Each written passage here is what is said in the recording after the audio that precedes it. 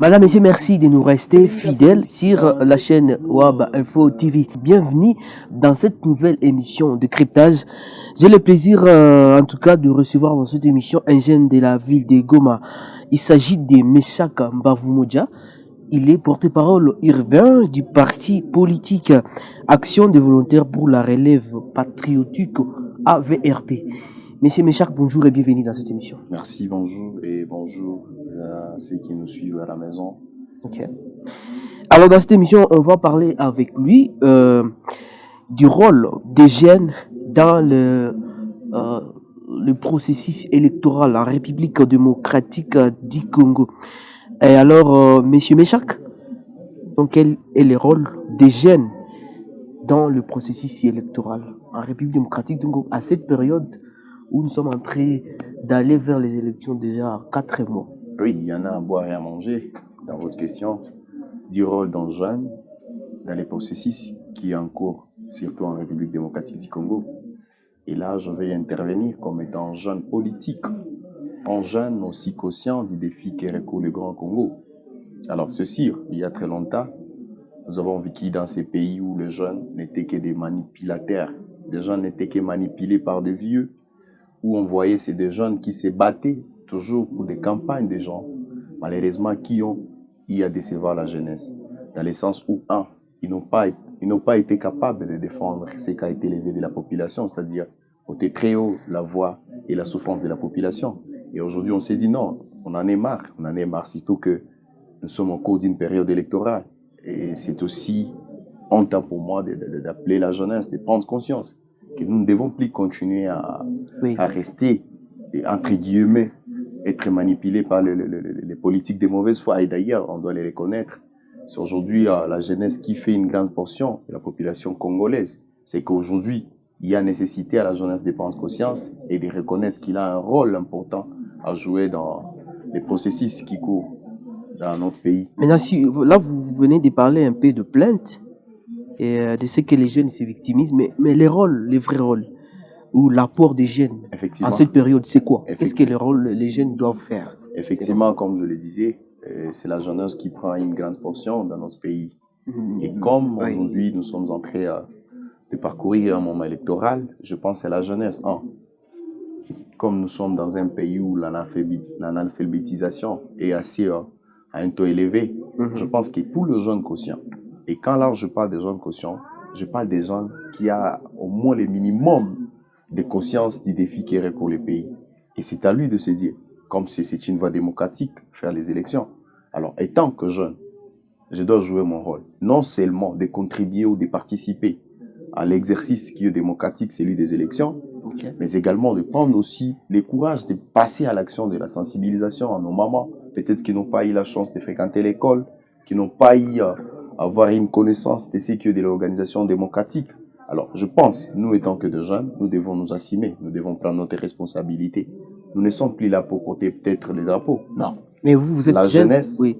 Est-ce que vous avez senti cet apport des jeunes actuellement, surtout dans les processus électoraux? Nous avons vu beaucoup de jeunes vouloir se porter candidat aux élections, à la députation nationale, mais aussi à la députation provinciale. Est-ce qu'il y en a ces jeunes? Est-ce qu'ils ont compris leur vrai rôle? Est-ce que c'est important seulement de dire que non, les aînés ont échoué à leur mission et tout ce qui va avec? Est-ce que les jeunes seront capables? D'ailleurs, je dois le dire, comme je me suis présenté, étant que porte-parole urbain de la ville de Goma, de la grande famille politique Action de volontaires pour la relève patriotique AVRP en sigle. D'ailleurs, notre chef, notre autorité morale sont jeunes. Et moi, je l'appelle un jeune qui a donné l'éveil patriotique à la population congolaise. Et aujourd'hui, je pense, et j'encourage surtout ces jeunes-là qui ont pris le courage aussi de se présenter comme candidats, puisque nous ne devons pas être la portion aussi importante. Est-ce que cela suffit d'être candidat, mais on peut faire autre chose à part être candidat? Oui, c'est sûr. Oui. Ne vous en faites pas. Aujourd'hui, c'est la classe politique qui décide de l'avenir du pays. Et dire qu'on doit rester à la maison, rester dans des riz, uniquement pour se plaindre pendant que des décisions se prennent dans des institutions. Je pense qu'il a été des bonnes nécessités. D'ailleurs, comme l'a rappelé son Excellence Félix Tshisekedi Tshilombo, que nous devons être du bon côté de l'histoire, nous étant que la jeunesse, surtout que nous sommes une grande majorité de la population congolaise. Et je pense, c'est pas que la jeunesse vient de prendre, c'est vraiment un pas vers la maturité aussi de la jeunesse, c'est un pas vers la conscience de la jeunesse qui comprend qu'aujourd'hui nous ne devons plus continuer à nous plaindre en dehors des institutions. Mais est-ce que ce n'est pas un slogan creux quand on dit la jeunesse c'est l'avenir de demain, alors que c'est les mêmes personnes qui dirigent toujours ces pays? Récemment, il y a eu la journée internationale de la jeunesse. Je pense qu'il y a eu beaucoup de réflexions par rapport à ça. En tout cas, chez nous, tant qu'AVRP, nous ne pensons pas que la jeunesse est seulement la force de demain. Mais nous pensons que la jeunesse, c'est la force du présent. Okay. C'est qui nous prépare pour l'avenir. Alors, je ne crois pas. Et aujourd'hui, je décourage tous ces vieux-là qui continuent à flatter les jeunes comme quoi ils sont l'avenir de demain. Non, nous, la jeunesse, nous sommes l'avenir du présent. Et d'ailleurs, c'est pourquoi je l'ai même appelé dès les débuts. C'est à nous, la jeunesse, de prendre conscience. C'est à nous aussi d'emboîter les pas politiques. Ne nous laissons pas faire ou ne nous laissons pas juste faire manipuler par les vieux. Non, nous devons emboîter cette politique. D'ailleurs, pour 2 raisons. Puisqu'il y a ces crissiers, disons, ces crissiers proverbes que les politiques de mauvaise foi utilisent. Les chiens en bois et la caravane passent. Et je pense, si aujourd'hui, la jeunesse ne veut pas prendre conscience, ne veut pas aussi prendre ce courage d'intégrer la politique, nous ne cesserons que de nous plaindre dans la rue. Et les politiques de mauvaise foi ne cesseront de nous diriger comme mais les jeunes sont là, malheureusement, ils ne sont que des applaudisseurs dans des partis politiques, mais dans les postes de prise de décision, on ne les associe pas, malheureusement. Heureusement que moi, je l'ai dit, chez nous, à VRP, nous sommes venus avec une idéologie de vouloir changer les choses. Et aujourd'hui, ça vaut la peine. Et d'ailleurs, je vous l'ai dit, mais c'est clair, aujourd'hui, la grande famille politique AVRP compte beaucoup plus la jeunesse, puisque nous pensons que les rajeunissements de la classe politique, ça vaut la peine d'être. Pourquoi? Parce que la jeunesse a encore la force de travailler pour les pays. La jeunesse a encore besoin de travailler et voir les Congos changer. C'est cette jeunesse qui a eu à parcourir des moments aussi difficiles, s'il faut le dire. Quand les jeunes terminent leur cursus, disons, universitaire ou secondaire, ce ne sont qu'un qui sont victimes du chômage. Ce ne sont qu'un qui sont victimes. Mais les problèmes du chômage, parce que vous en parlez, est-ce que cela dépend directement de l'État, puisque il n'y a pas, je veux dire, les pays n'ont pas beaucoup de moyens pour donner du travail à tout le monde. C'est-à-dire, c'est ces jeunes qui terminent l'université qui doivent aider à l'État de créer ce travail-là, comme d'autres pays, par exemple aux États-Unis, ce sont des privés qui créent plus de travail que l'État. Heureusement, je l'ai dit, notre parti, ce n'est pas seulement un parti assoiffé du pouvoir. C'est aussi un parti qui est venu comme un parti école. C'est que ça vient aussi apprendre à la population congolaise l'amour envers les pays. Et non seulement c'est là, puisque chez nous, nous pensons qu'au-delà de tenir de bons discours, il faut passer à l'action. C'est pourquoi chez nous, au-delà de l'idéologie politique, nous avons aussi des formations entrepreneuriales, puisque ça, c'est sûr. Si aussi, aujourd'hui, la jeunesse aussi ne veut pas se réveiller et penser que c'est la politique qu'on doit gagner, pas. Je pense que c'est trompé. Et d'ailleurs, c'est pourquoi je l'ai dit dès le début, il faut que nous ayons une jeunesse consciente. Consciente non seulement de la situation que nous vivons, mais aussi du grand défi qui traverse les pays. Et d'ailleurs, je dois le dire ici, le Congo est grand, et je le rappelle. Et sa grandeur exige de nous une certaine grandeur d'esprit et des grands rêves. Alors, ce n'est pas seulement en politique qu'on doit servir le pays, c'est au-delà de la politique. Mais nous pensons aujourd'hui, comme la classe politique était dominée par certains, je dis bien certains, politiques animés de mauvaise foi, il est temps que la jeunesse prenne les choses en main. Et aussi, quand vous parlez d'animer de mauvais, ça veut dire quoi? Ça veut dire qu'ils ne veulent pas laisser la place. Non seulement laisser la place à la jeunesse, mais ils ne croient pas à la jeunesse, ils ne veulent pas servir les pays, puisque c'est inconcevable aujourd'hui de voir un vieux à qui on a disponibilisé tous les moyens pour aider la population congolaise, pour travailler pour la population. Fort malheureusement, et ils font ce qu'ils peuvent pour leurs propres intérêts. Et pourtant, c'est nous, la jeunesse, qui les avons mis là-bas. Est-ce que ça suffit? Nous devons de nous-mêmes décider de mettre de côté tous ces médiocres qui n'ont pas si travaillé pour l'intérêt général de notre pays. Est-ce que cela ne dépend pas aussi du mérite, ou je veux dire du méritocratie, parce que ça ne suffit pas seulement d'être jeune pour bénéficier de la confiance, je ne sais pas, des vieux pour vous donner accès au service. Est-ce que cela suffit, puisque peut-être l'expérience aussi? Parce que, si vous vous rappelez bien, nous avons eu des jeunes qui ont dirigé ce pays. Ouais, et d'ailleurs, si Mobutu a pris le pouvoir à moins de 30 ans, et Joseph Kabila a la même chose. S'il faut revenir de la compétence de la jeune, de la jeunesse, disons. Et d'ailleurs, on doit se rappeler, dès les premières heures de notre indépendance, les pays étaient gouvernés par des jeunes. Et nous savons, Oui, il avait il y a, 34 ans lorsqu'il est il y a, décédé. il y a un bilan à présenter côté jeunes, de là qu'ils ont travaillé. D'ailleurs, je vous rappelle, dissipé, pas loin qu'en 2013, en 2012-2013, la guerre que nous avons connue dans l'Est de la République, avec les rebelles d'IM23.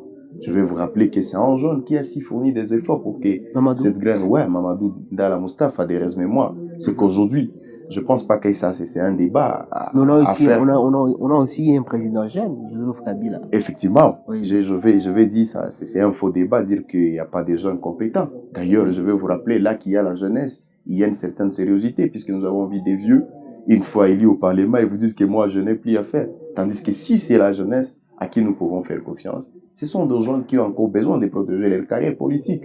Du coup, ils ont intérêt de travailler pour la nation. Et d'ailleurs, je vous dis, chez nous, chez AVRP, en tout cas, soyez-en rassurés, il y a des jeunes très bien formés, il y a des jeunes éduqués, encore très bien avertis.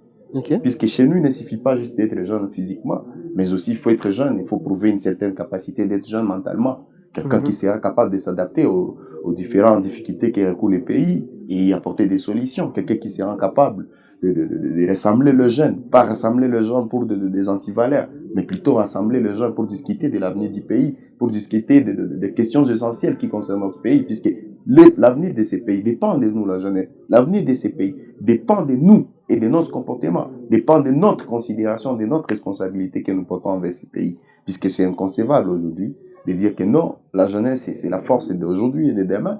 Moi, je dois féliciter en certains moments la jeunesse de Goma. C'est au moins une jeunesse qui a pris au moins une certaine maturité, qui a pris conscience de l'avenir de ces pays. Ce n'est plus une jeunesse qui doit se laisser faire par certains politiques de mauvaise foi. Et pour moi, je pense que le lac que nous avons pris tant que la jeunesse de Goma, restons concentrés à l'idéal. Mais la jeunesse ne devait pas aussi rester dans la victimisation, de dire que non, c'est à cause d'eux et tout ce qui va avec. Pourquoi, mais ces jeunes devraient montrer à quoi ils sont capables. Oui, c'est pourquoi je dis, nous devons quitter la rue et embrasser la carrière politique.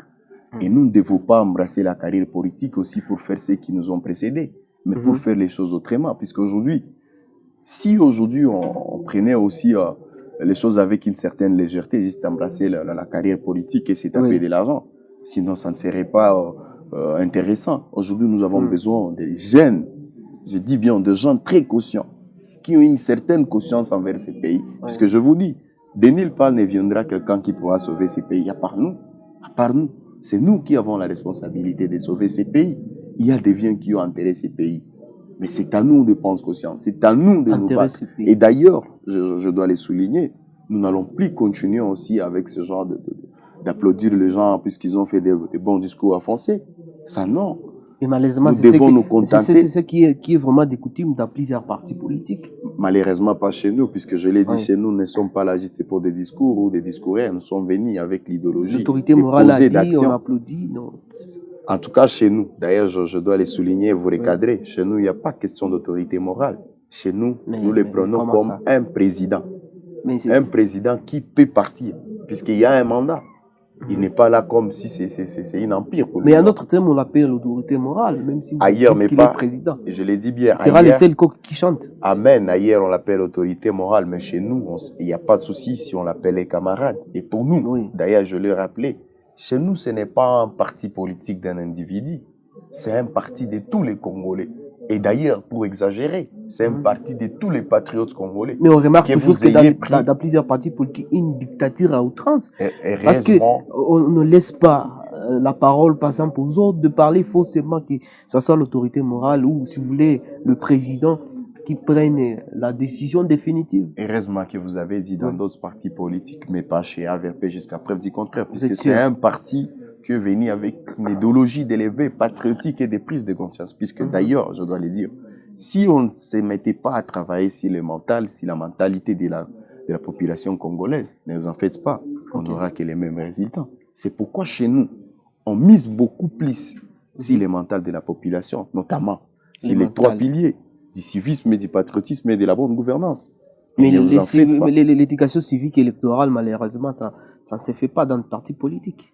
Cette sensibilisation pour bon, sensibiliser la population et tout ce qui va avec, éduquer la population. Ne vous en faites pas. C'est ça qui devrait normalement être le Un vrai rôle parti du parti politique oui. n'est pas aussi fait uniquement pour conquérir les pouvoirs. Il est fait aussi pour informer Mais l'objectif et former. primordial, ou si je vais dire principal, Ouais, mais c'est de prendre le pouvoir. il y a aussi la mission de former et informer la population. Et soyez-en rassurés.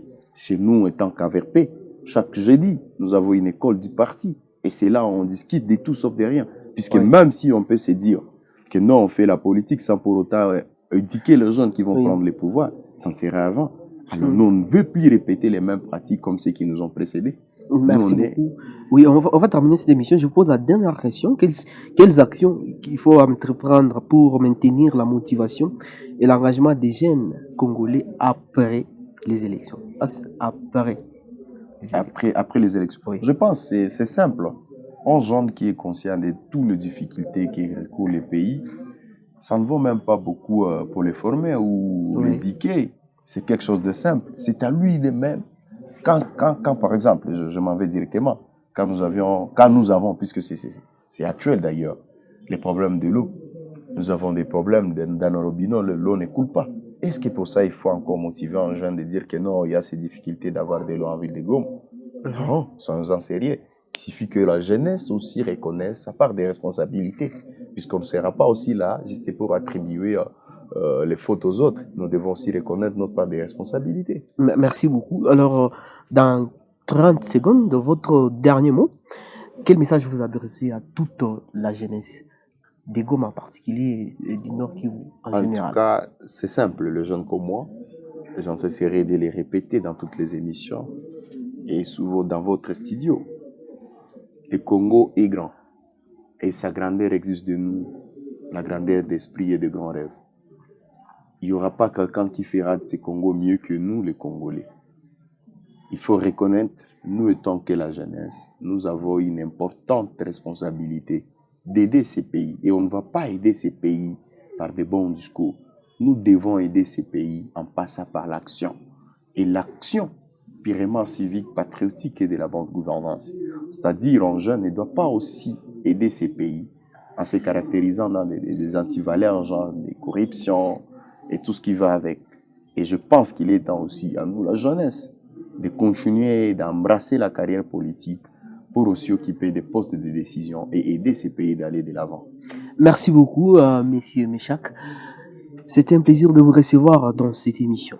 On est remis aussi d'avoir passé dans cette émission où on parle aussi de la contribution de la jeunesse dans l'avancement de ces grands pays, notre bon Congo. Merci beaucoup, Madame, Messieurs. C'est en tout cas la fin de cette émission. Je recevais Méchac Mbavou-Modja, porte-parole urbain de la ville, en ville de Goma, de l'action des volontaires pour la relève patriotique AVRP en sigle.